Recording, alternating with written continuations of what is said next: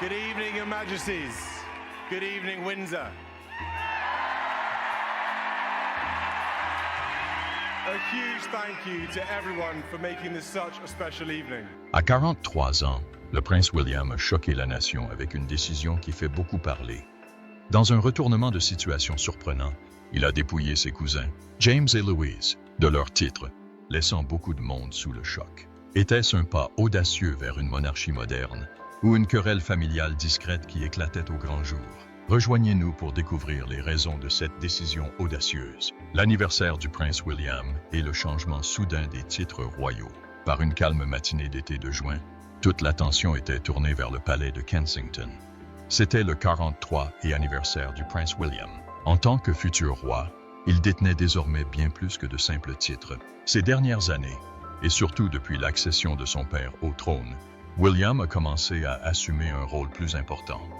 Son rôle au sein de la famille royale était passé du statut de cérémonie à celui de stratège. Cet anniversaire était particulier, car il symbolisait son ascension progressive vers le poste de chef de la monarchie britannique. Le palais de Kensington était paisible et serein, et l'atmosphère intérieure invitait à la méditation. Les anniversaires royaux sont généralement discrets et imprégnés de tradition. Le personnel a soigneusement préparé la journée avec minutie et a géré les points de presse dans le respect du protocole. Le parc du palais respirait l'ordre et l'harmonie, mais certains membres du cercle royal ont ressenti un léger changement cette année. La célébration semblait porter un message plus profond. Habituellement, on s'attendait à une nouvelle photo ou à un message de remerciement officiel de la part du prince. Cependant, cette fois, les choses se déroulaient d'une manière unique. Avant l'événement, les initiés avaient perçu des signes annonciateurs d'un événement important. Les proches du palais entendaient des discussions discrètes, percevaient de fugaces signes d'inquiétude et observaient des modifications dans le programme du palais. Des rumeurs circulaient sur une décision majeure imminente. Les détails n'ont pas été divulgués, mais le sentiment qu'un événement important était sur le point de se produire subsistait. Dans l'après-midi, la tension calme s'est transformée en annonce officielle. De hauts responsables du palais ont publié un communiqué de presse annonçant que Jacques, comte de Wessex, et Lady Louise Windsor n'utiliseraient plus leur titre de courtoisie. Ce changement prit effet immédiatement. La nouvelle fut brève et directe, surprenant de nombreux membres de la famille royale et du public. Il s'agissait de membres importants de la famille et ils n'avaient jamais été impliqués dans un scandale. Pourtant, ils furent déchus de leurs titres royaux sans préavis. L'annonce fut faite par le roi Charles III, mais elle fut principalement influencée par le prince William. Ce dernier, qui avait activement discuté en coulisses de l'avenir de la monarchie, joua un rôle majeur dans cette décision. Bien que le roi l'ait approuvée, cette décision reflétait les idées, la vision et la compréhension de Guillaume quant aux besoins actuels de la monarchie. Cet événement marqua un tournant dans le parcours de Guillaume. Il démontra qu'il se préparait non seulement à devenir un dirigeant de demain, mais qu'il était déjà aux prises avec des choix difficiles. Cela a peut-être surpris certains, mais pour ceux qui suivent de près la famille royale, ce n'était qu'un signe supplémentaire de l'influence que William commençait à exercer sur la famille à sa manière. Il a toujours insisté sur la nécessité d'une monarchie plus restreinte. Cette action montrait qu'il commençait à mettre cette idée en pratique de manière significative. James et Louise n'étaient pas souvent exposés au grand jour. Leurs parents, le prince Edward et Sophie, duchesse d'Édimbourg, souhaitaient les élever dans une atmosphère paisible et stable. Louise, en particulier, était saluée pour sa personnalité réservée et son habileté à gérer la vie royale tout en poursuivant ses intérêts. James, le plus jeune petit-fils de la reine Élisabeth II, est récemment devenu comte de Wessex après que son père soit devenu duc d'Édimbourg. Cependant, les deux frères et sœurs ont été invités à prendre du recul, perdant ainsi certains de leurs privilèges royaux. Ce choix n'a pas été fait pour punir qui que ce soit. Cette décision était fondée sur la structure de la monarchie. Elle visait à lui donner une image plus claire et à rendre les rôles officiels plus clairs. Cependant, cela ne signifie pas qu'elle n'a pas été émotionnellement difficile. Les titres supprimés étaient importants et représentaient l'histoire. Ils faisaient partie de l'héritage familial, transmis de génération en génération. Leur suppression, même sans drame, témoignait clairement d'une transformation de la monarchie sous un nouveau régime. L'importance de ce moment était évidente non seulement pour la famille, mais aussi pour tous ceux qui suivent l'actualité royale. Un tel changement soudain et inattendu ne s'était jamais produit dans l'histoire royale récente. Il n'était lié à aucune controverse ni à aucun ragot médiatique. Il n'y a eu ni interview publique ni désaccord. Ce fut un choix serein mais décisif, fait par la plus haute autorité et exécuté avec une maîtrise totale. Dans les familles, les émotions ne sont peut-être pas exprimées ouvertement, mais elles sont bel et bien ressenties. Suite à cette décision, le statut de James et Louise a changé, tant en public qu'en privé. S'ils ne sont pas complètement coupés de leurs liens familiaux, ils sont désormais plus éloignés des règles strictes de la royauté. Les enfants d'Edward et Sophie devront donc s'adapter à un nouveau mode de vie. En agissant ainsi pour l'avenir de la couronne, le roi Charles témoigne de sa confiance dans les décisions et les capacités de leadership de son fils. Mais qui sont ces membres discrets de la famille royale? Et pourquoi ne sont-ils pas aussi connus que les autres membres de la famille royale? Pourquoi leur histoire est-elle importante aujourd'hui? Découvrons-le. Les membres oubliés de la famille royale. Qui sont James et Louise? James et Louise ont grandi dans des quartiers calmes de la monarchie britannique, loin des obligations royales et des intrigues. Ils étaient volontairement méconnus du public, car ils appartenaient à un groupe royal qui les tenait quelque peu à l'écart des projecteurs. Récemment, ils ont perdu leur titre de courtoisie royale, ce qui a attiré l'attention sur eux. Aujourd'hui, ils font la une des journaux, mais beaucoup de gens les connaissent encore mal. James, récemment connu sous le nom de comte de Wessex, et sa sœur aînée, Lady Louise Windsor, sont nés du prince Édouard et de Sophie, duc et duchesse d'Édimbourg. En tant que cadet de la reine Élisabeth II, Édouard jouait un rôle unique au sein de la famille royale. Il n'était pas directement candidat au trône et ne recherchait pas la publicité. Avec Sophie, connue pour sa chaleur et son assurance, ils décidèrent d'élever leurs enfants loin des pressions de la royauté. James et Louise grandirent dans la royauté, mais ne furent pas préparés à devenir des personnages clés de la monarchie. Dès leur plus jeune âge, leurs parents les ont guidés vers un chemin normal. Les enfants fréquentaient des écoles locales, participaient peu aux événements publics et apparaissaient rarement aux grands rassemblements royaux. Louise, l'aînée, était connue pour sa gentillesse, sa prévenance et sa passion pour l'art et l'histoire. Ceux qui la croisaient lors d'événements la trouvaient mature et pragmatique pour son âge. Elle était proche de ses grands-parents, en particulier de la reine Élisabeth II, et passait souvent des vacances avec la défunte monarque au château de Balmoral. Leurs liens se sont renforcés à cette époque, profitant de promenades tranquilles et de moments en famille, loin des regards. James, né quelques années après Louise, fut toujours connu pour sa réserve et ses bonnes manières. Comme sa sœur, il eut une enfance sans grandes attentes en raison de leur statut royal. Enfant, il accompagnait ses parents à des événements caritatifs, mais ne s'adressait pas souvent au public. Bien qu'il fût titré vicomte Severn, il ne se laissa pas restreindre par cette étiquette. Il semblait s'en contenter. Jusqu'à présent, on ne savait pas grand-chose de sa vie quotidienne, ce qui était un choix délibéré de la famille. La reine Élisabeth II et le prince Édouard décidèrent de ne pas conférer les titres de prince et de princesse à leurs enfants, Louise et James. Bien que le protocole royal leur en ait donné droit, leurs parents s'y opposèrent. Ils souhaitaient plutôt que leurs enfants bénéficient d'une éducation plus normale et se consacrent à une vie de citoyens ordinaires. Louise et James furent ainsi élevés comme des enfants ordinaires, fréquentant des écoles normales, s'adonnant à des loisirs et nouant des amitiés sans les pressions inhérentes à la vie royale. Cependant, ils conservaient une lignée royale dans leur famille. Louise était parfois présente lors d'occasions importantes, comme les mariages et cérémonies royaux. Elle se comportait avec dignité, aidant souvent sa grand-mère dans les menues tâches ou se joignant aux processions. Son sang-froid était salué par les observateurs, même si elle ne cherchait pas à attirer l'attention.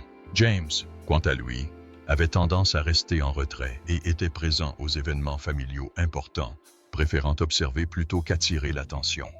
Leur personnalité, leurs réalisations et leur quotidien restèrent largement méconnus du public. Lorsque le prince Édouard devint duc d'Édimbourg après la mort du prince Philippe, tout changea. Jacques hérita du titre de son père et devint comte de Wessex. Ce changement était à la fois significatif et symbolique pour lui. À seulement 15 ans, Jacques possédait désormais un titre qui lui conférait une position plus visible au sein de la famille royale. Bien que principalement cérémoniel, ce changement suggérait que son rôle au sein de la famille devenait plus défini.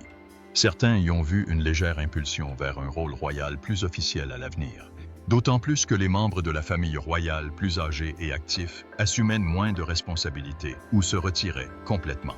Louise, actuellement étudiante, semblait avoir trouvé sa voie. Elle restait discrète et se concentrait sur ses études, évitant les discussions publiques, mais sa position semblait s'affirmer. On se demandait si elle s'impliquerait davantage dans les fonctions royales par la suite. Elle possédait le charme, l'assurance et la stabilité souvent requis dans les cercles royaux.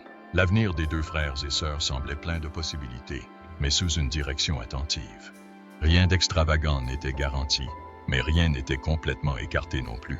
Une surprise survint lorsque de hauts fonctionnaires du palais annoncèrent soudainement que Jacques et Louise ne porteraient plus leur titre de courtoisie. Cette décision inattendue suivit de peu la nomination de Jacques au trône de comte de Wessex, 1 an plus tôt. La raison de leur retrait de titre n'a pas été dévoilée publiquement, ce qui rend la décision abrupte et définitive. Ce qui rendait la chose encore plus impressionnante, c'était leur mode de vie. Il ne s'agissait pas de membres célèbres de la famille royale faisant la une des journaux. Ils avaient obéi aux règles, évité la controverse et respecté les coutumes royales. La perte de leur titre n'était pas une punition au sens habituel du terme. Elle s'inscrivait dans une transformation plus vaste au sein de la famille royale. Le roi Charles III et le prince Guillaume étaient à l'origine de ce changement, qui impliquait une diminution du nombre de membres de la famille royale, une structure plus rationalisée et une diminution du nombre de membres de la famille portant des titres publics. La décision de changer de titre, approuvée par le roi, fut principalement influencée par Guillaume. Cela témoignait de son rôle croissant de dirigeant et de sa compréhension de la nécessité d'une évolution de la monarchie moderne. Dans le nouveau système, les titres devaient être attribués avec discernement, plutôt que comme une évidence. En conséquence, Jacques et Louise virent leur identité modifiée pour être moins royaux, même s'ils appartenaient toujours à la famille royale. Lorsque le prince William eut 4 ou 3 ans, nombreux étaient ceux qui ignoraient l'étendue du pouvoir qu'il avait accumulé au sein du palais. Il était passé du statut de simple prince charmant lors d'événements publics à celui de personnage clé dans la prise de décision royale. Son ascension n'était pas fulgurante, mais plutôt calculée et stratégique. La décision de révoquer les titres de courtoisie de James et Louise Windsor n'a pas été prise à la légère. Cela signifiait que Guillaume n'était plus un observateur passif, mais qu'il façonnait activement l'avenir de la monarchie. Ses responsabilités changèrent considérablement lorsqu'il devint prince de Galles après le décès de la reine Élisabeth II. En tant que successeur au trône, il dut s'impliquer davantage dans les devoirs royaux et les préoccupations concernant le roi Charles. La santé du troisième poussa Guillaume à assumer davantage de responsabilités en coulisses. Bien que le roi soit toujours aux commandes, une grande partie des opérations quotidiennes de la maison royale et de la planification des cérémonies repose sur ses épaules. La monarchie britannique moderne ne fonctionne pas comme un gouvernement. Il n'existe pas de parlements royaux, de vote ni de débat public sur les titres ou les responsabilités. Les traditions et la structure royale sont maintenues par l'autorité personnelle du monarque. Le roi a le pouvoir d'accorder ou de retirer les titres royaux sans avoir besoin d'approbation légale ou politique. Cependant, dans ce cas précis, la décision fut influencée par Guillaume. Si le roi Charles donna l'approbation finale, la planification et le raisonnement sous-jacent furent principalement dirigés par le prince Charles. Les changements concernant Jacques et Louise ne furent pas un événement ponctuel, mais s'inscrivirent dans une restructuration progressive de la famille royale, menée par Guillaume. William bénéficie du soutien d'un réseau restreint mais solide, moteur d'un changement au sein de la famille royale. Contrairement à l'équipe royale précédente, excessive et soumise à des règles strictes, l'équipe de William est efficace, moderne et concentrée. Ce groupe informel, connu sous le nom de Cour de l'ombre, est composé de spécialistes de la communication, de consultants stratégiques et de quelques assistants de confiance qui comprennent les défis auxquels la monarchie est actuellement confrontée. Ils sont plus jeunes, plus instruits et à l'écoute de l'évolution des mentalités. Ensemble, ils aident Guillaume à développer sa vision de l'avenir de la monarchie. L'idée est claire. William estime que la famille royale devrait être plus simple, plus concentrée et plus en phase avec les valeurs modernes. Il a démontré que la loyauté envers la couronne ne signifie pas s'accrocher à des traditions désuètes, mais exige au contraire des ajustements intelligents. Il préconise notamment de réduire le nombre de membres actifs de la famille royale, de ne pas assister à des événements publics inutiles et de réduire discrètement le soutien financier aux membres de la famille élargie dont le rôle n'est plus considéré comme important. Dans cette nouvelle approche, des titres comme Comte de Wessex pour Jacques ou Reconnaissance de courtoisie continue pour Louise semblent déconnectés de la direction moderne prise par Guillaume. Il ne s'agit pas de les punir, mais d'aligner la structure familiale sur les attentes du public. Cette idée n'est pas née de nulle part. William est depuis longtemps favorable à une réduction de la taille de la monarchie. Avant même le décès de sa grand-mère, il préférait que les membres de la famille royale soient moins présents au balcon lors des grands événements. Il a soutenu des choix visant à réduire la présence de membres de la famille royale moins connus lors du jubilé de platine de la reine Élisabeth II. Il approuvait également l'idée que les membres mineurs de la famille royale dépendent moins des fonds publics. Ces premiers signes étaient progressifs mais constants. Il suggérait une stratégie à long terme et non une simple décision soudaine. Le leadership de Guillaume se distingue par la manière dont il met en œuvre ses décisions, lesquelles ne suscitent généralement pas beaucoup d'attention ni de préavis. Les changements de titre, d'apparence et de protocole sont opérés sans explication publique claire, ce qui les rend difficiles à prévoir. Cependant, la tendance générale semble indiquer que Guillaume façonne la monarchie en fonction du sentiment national actuel, au lieu d'imposer sa volonté à l'opinion publique. Son influence se fait de plus en plus sentir, même parmi le personnel du palais. On raconte qu'il prend en charge la programmation, la planification des événements et la gestion de la presse. William est désormais le principal décideur des participants aux événements, de leur contenu et de l'impact de leur présence sur la famille royale. D'une certaine manière, il se comporte comme un roi sans être couronné. Le roi Charles est toujours impliqué dans ses fonctions cérémonielles et dans certaines affaires d'État, mais sa santé a affecté son règne. Les observateurs ont remarqué qu'il fait moins d'apparitions publiques et a un emploi du temps plus contrôlé. De son côté, Guillaume a assumé davantage de responsabilités, assisté à des événements importants, voyagé à travers le Royaume-Uni et bâti sa réputation de prochain roi. Il s'efforce activement de devenir un meilleur monarque, effectuant de petits changements en coulisses pour se préparer à son futur rôle de roi. La perte de leur titre de courtoisie par Jacques et Louise montre que Guillaume est prêt à faire des choix difficiles. Il ne s'agissait pas de créer des problèmes, mais de défendre ses convictions. La famille royale devrait se concentrer sur le service à autrui et pas seulement sur le statut. Les titres qui ne servent à rien ou n'impliquent pas de fonction publique n'ont pas leur place dans le système royal modernisé. Cela ne signifie pas une rupture au sein de la famille. William souhaite plutôt la renforcer en s'assurant que les représentants de la couronne aient des responsabilités définies, ayant un impact notable et soient respectés du public. Mais pourquoi James et Louise ont-ils été discrètement écartés? Ont-ils commis quelque chose de mal pour mériter une telle dure réalité?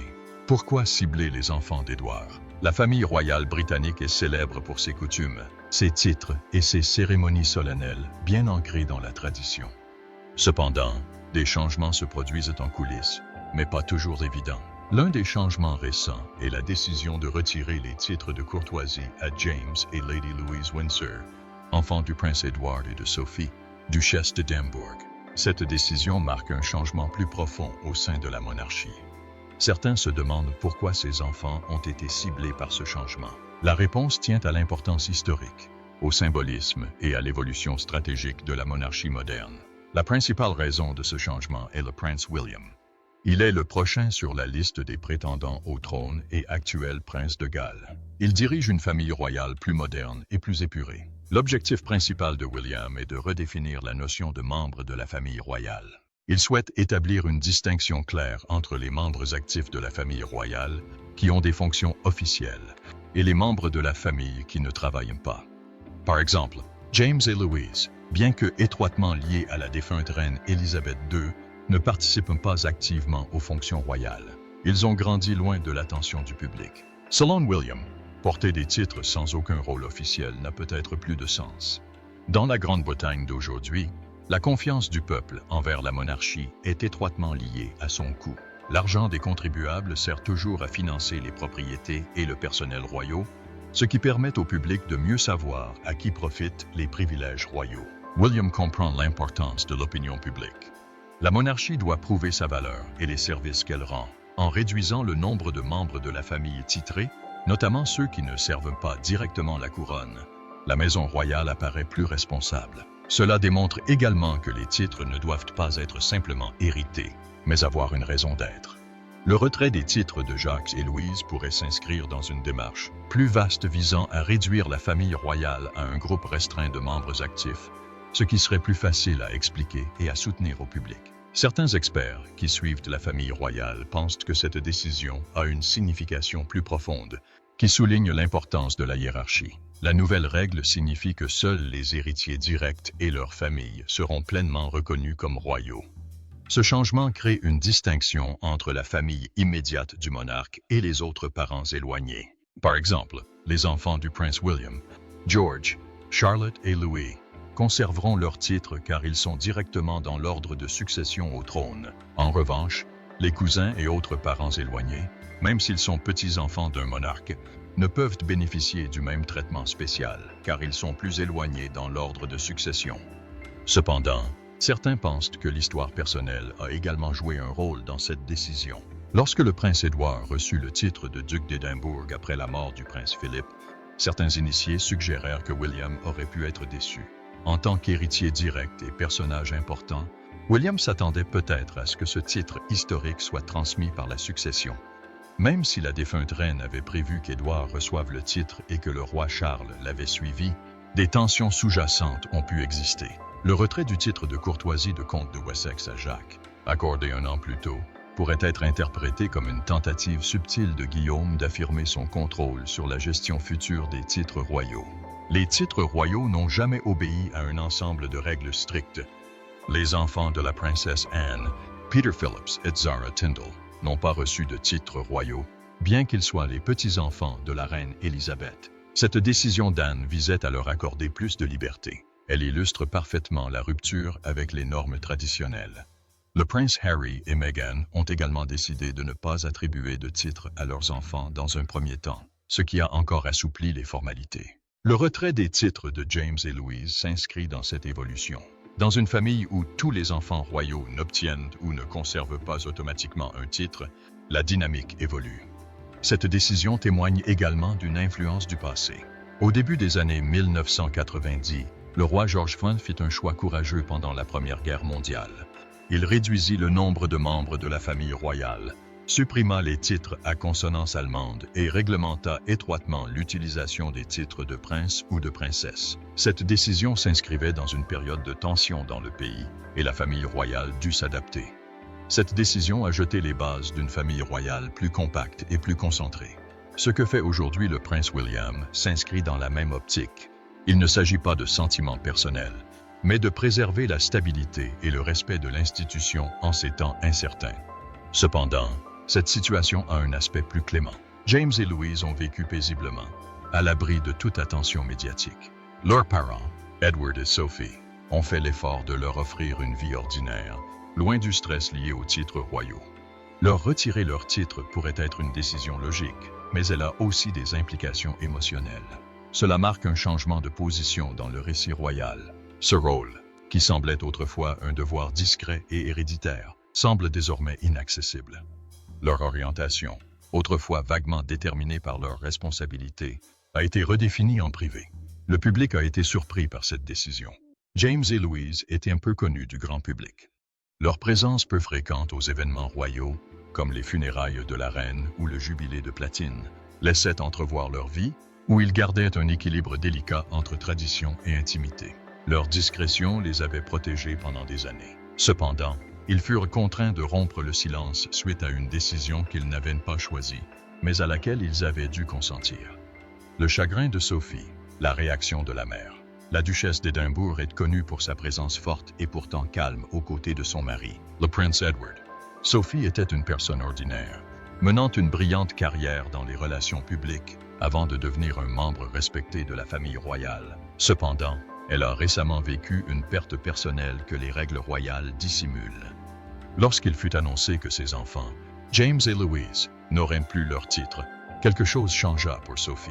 Ce n'était pas seulement une question de nom, c'était la tristesse d'une mère, discrète, personnelle et profondément émouvante. Sophie était connue pour sa loyauté. Elle a noué avec la reine Élisabeth II une relation forte qui allait au-delà de son simple travail. Elles passaient leur week-end ensemble au château de Windsor, se promenaient et discutaient fréquemment. La reine voyait en Sophie un calme et un sens du devoir qui lui rappelait elle-même. Au fil du temps, leur confiance mutuelle grandit et Sophie se sentit en sécurité au sein de la famille royale. Son rôle allait bien au-delà de celui d'épouse royale. Elle était une personne sur laquelle la reine pouvait compter, tant pour les affaires publiques que privées. Le lien de Sophie avec la reine a influencé l'éducation de ses enfants. Elle et Édouard décidèrent très tôt de protéger Jacques et Louise des exigences de la vie royale. Ils ne leur accordèrent pas de titres royaux tels que prince ou princesse. Au lieu de cela, ils les ont laissés vivre comme des enfants ordinaires, loin de l'attention des médias, des visites officielles et de l'observation constante. Sophie a travaillé discrètement mais avec détermination à établir cet environnement protecteur. Pour elle, assurer leur bonheur et leur indépendance était plus important que de suivre les traditions. Elle partait souvent à la découverte du monde avec un sourire amical et une attitude posée, participant à des événements caritatifs, visitant des hôpitaux et participant à des actions de sensibilisation à l'échelle mondiale. Cependant, tout en agissant ainsi, elle surveillait attentivement ses enfants pour s'assurer qu'ils ne soient pas trop impliqués dans le monde royal. Elle n'autorisait James et Louise à participer aux événements royaux que lorsqu'ils étaient préparés, et ce, de manière progressive et prudente.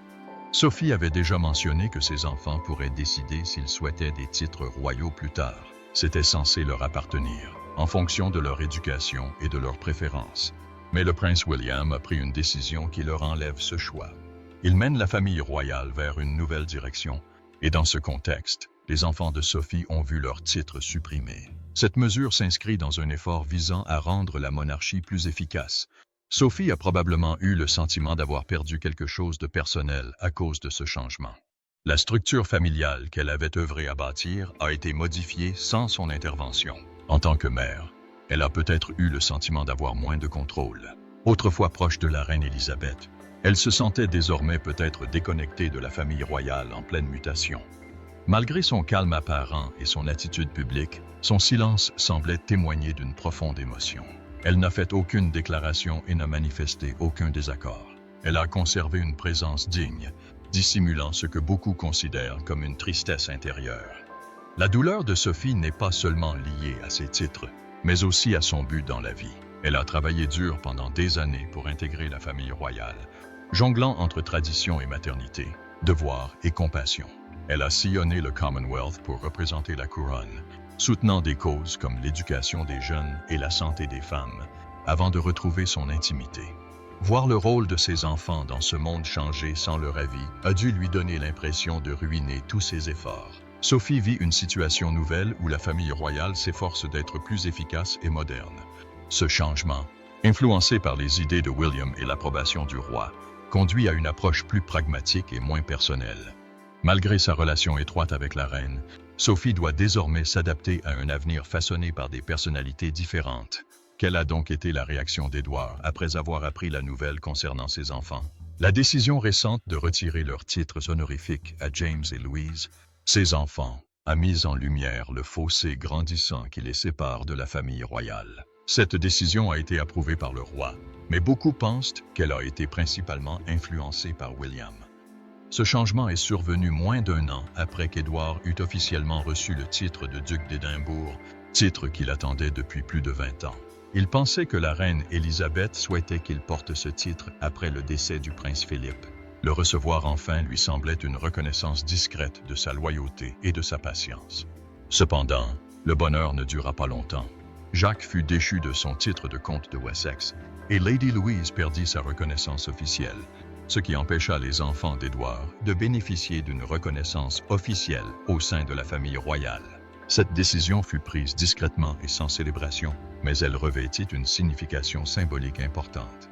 Édouard, qui s'était efforcé de préserver les liens familiaux avec la tradition tout en respectant leur vie privée, a peut-être eu le sentiment que tout ce qu'il avait œuvré pour préserver était bafoué. William et Édouard ne se disputent pas ouvertement. Ils ne se critiquent pas en public et continuent tous deux d'assumer leurs responsabilités royales professionnellement. Cependant, l'atmosphère au sein du palais semble évoluer.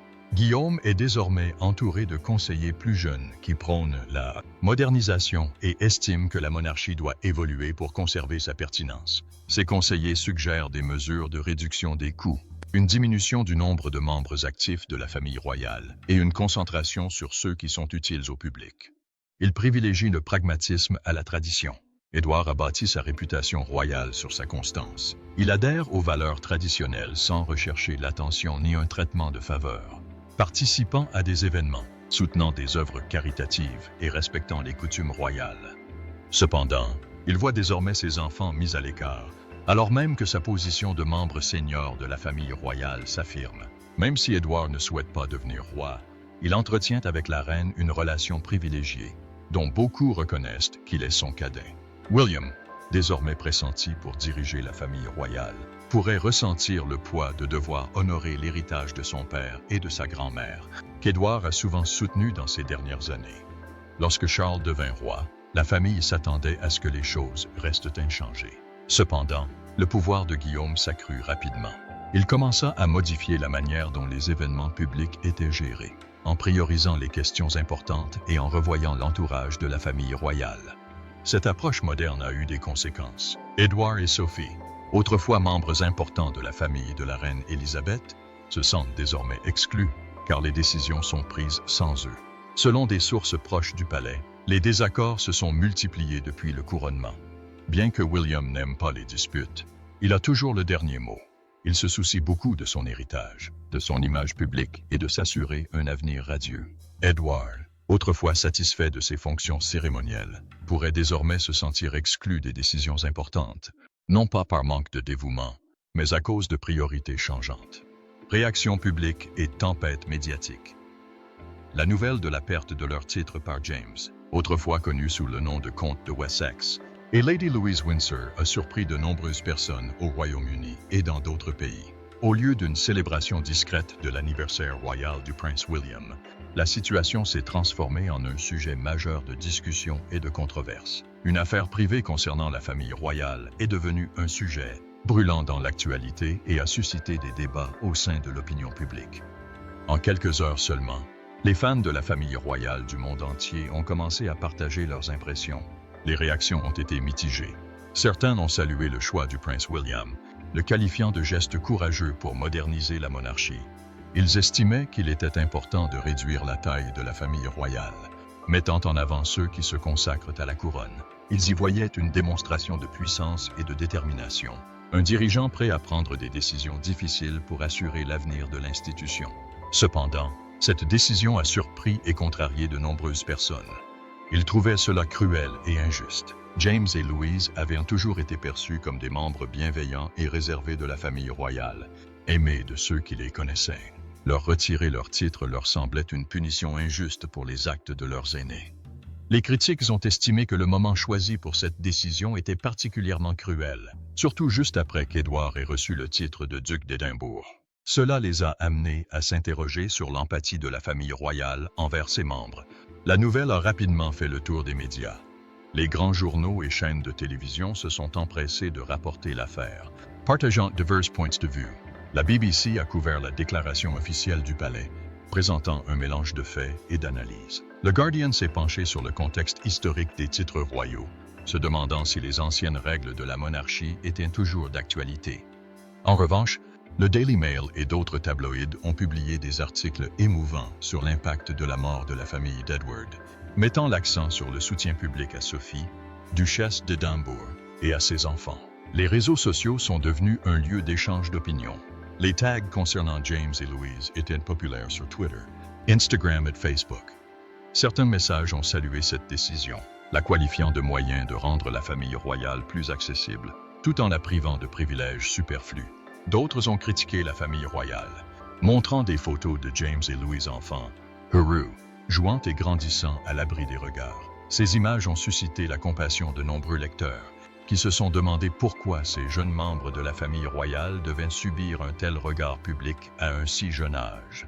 Les discussions sur Twitter sont rapidement devenues intenses. Nombreux étaient ceux qui débattaient sur la signification de la monarchie à l'époque moderne, Certains pensaient que les titres royaux ne devaient être décernés qu'à ceux qui les avaient mérités par le travail et le dévouement, plutôt que d'en être hérités par la naissance. Les jeunes Britanniques, notamment ceux de moins de 35 ans, sont plus enclins à approuver la décision du prince William. Nombre d'entre eux estiment que la monarchie est démodée et qu'elle devrait évoluer pour conserver son importance. Ils souhaitent une famille royale plus restreinte, qui se concentre sur l'aide aux personnes et économise de l'argent en supprimant les choses dont elle n'a pas besoin. Pour eux, retirer des titres représente une avancée. Les aînés avaient souvent un point de vue différent sur cette décision. Ils voyaient la monarchie comme un symbole de tradition et de continuité. Les titres royaux étaient très importants pour eux et revêtaient une signification culturelle particulière, reliant le présent à l'histoire britannique. Ils craignaient que leur suppression ne nuise à l'unité familiale et ne diminue l'attachement du public à la couronne. Nombreux étaient ceux qui craignaient que cette mesure ne donne à la famille royale une image froide et distante, au lieu d'être amicale et accessible. Les médias britanniques ont eu une grande influence sur la perception du public. Ils ont utilisé des informations du palais pour fournir des détails et des suppositions exclusives, rendant la situation plus dramatique et tendue au sein de la famille royale. Certains articles ont tenté de rapporter l'information de manière neutre, tandis que d'autres ont mis l'accent sur le drame, donnant l'impression d'un feuilleton royal. L'accent mis sur les conflits, réels ou non, a rendu l'histoire très attrayante pour ceux qui voulaient tout savoir sur l'actualité royale. L'équipe de relations publiques de la famille royale a travaillé d'arrache-pied en coulisses pour gérer les conséquences de cette décision. Elle a tenté de la présenter comme une stratégie de modernisation axée sur la responsabilité et l'avenir de la monarchie. Les déclarations officielles soulignaient le rôle croissant de Guillaume en tant que futur roi, chargé de rendre la famille plus efficace et de répondre aux attentes du public. Cependant, contrôler l'information s'est avéré difficile en raison des nombreuses spéculations médiatiques et des opinions sur les réseaux sociaux. Malgré la prudence des responsables du palais dans leurs propos, l'histoire a néanmoins retenu l'attention. Alors, quelles sont les implications pour l'avenir de la monarchie? Cela engendrera-t-il des problèmes majeurs à l'avenir? La famille royale britannique évolue, et chaque décision prise en dit davantage sur l'avenir de la monarchie. Au lieu d'un grand groupe de membres de la famille titrés participant aux événements et remplissant leurs devoirs royaux, on observe désormais une approche plus concentrée et contrôlée. Le prince William joue un rôle clé dans cette transformation. En tant que futur roi et actuel prince de Galles, son influence commence à redéfinir l'orientation de la famille royale. Un exemple clair de ce changement a été observé lorsque les titres de courtoisie ont été discrètement retirés à James et Louise, les enfants du prince Edward et de Sophie, duchesse de Dambourg. Cette décision de changer de nom était bien plus qu'un simple geste. C'était une manière évidente de réduire la taille de la monarchie. À mesure que les gens découvrent les implications de ce changement pour Jacques et Louise, des discussions sur la question de savoir qui est considéré comme membre de la famille royale et sur les perspectives d'évolution de la situation s'ouvrent. Il semble que seuls ceux qui œuvrent activement pour la couronne seront officiellement reconnus comme membres de la famille royale. Ce changement ne s'arrêtera probablement pas avec les enfants d'Édouard. Les princesses Béatrice et Eugénie, filles du prince Andrew, conservent leurs titres, tout comme leurs enfants. Cependant, si cette tendance se poursuit, leur place au sein de la famille royale pourrait être menacée. Leurs enfants, bien que nés dans la royauté, pourraient se trouver dans une situation similaire à celle de Jacques et Louise, qui se sont vus retirer leurs titres, alors que William assume de plus en plus de responsabilités. Il semble que son objectif soit de fonder une famille royale plus restreinte, centrée sur le service à autrui. Louise est actuellement étudiante à l'université et ses aspirations pourraient bien dépasser les murs du palais. Sans être qualifiée de dame, elle pourrait trouver plus simple de poursuivre une carrière sans les attentes élevées liées au statut royal.